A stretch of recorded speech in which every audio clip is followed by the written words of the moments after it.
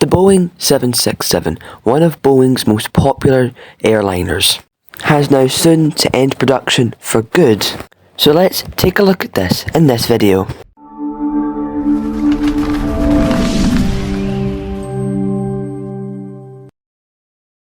Now, the 767 started back with the 767-200 back in 1982, starting with the 767-200, then the 300 variant and the 400 variant, and then Boeing goes on to release the Boeing 767 Freighter in 1993. And after the passenger version of the 767 entered production in 2014, the freighter version continued to be in production. But in an act that was started in 2024, Boeing now only has 5 years to continue production of their 767 freighter. And even the International Civil Aviation Organization, or ICAO, agrees that manufacturers cannot sell planes that do not meet the new global carbon emission standards.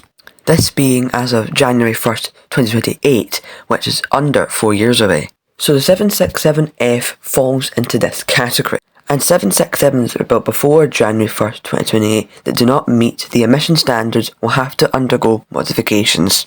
And the main airlines that use this cargo plane are UPS with 90 in service, but they also have an order for 19. And the biggest operator of the 767F is FedEx with 137 plus 15 on the order book. Now, Boeing has said they do have plans to develop a 787 freighter, but this will not arrive until the middle of next decade. So at this point, what are Boeing's options? Well, option number 1 is the 777F. Now, this is Boeing's second cargo plane, soon to be their only cargo plane, and it is based off the Boeing 777-200, with this aircraft entering service in 2008. Now, this aircraft is used by many airlines across the world and could just be the outright replacement for the 767F.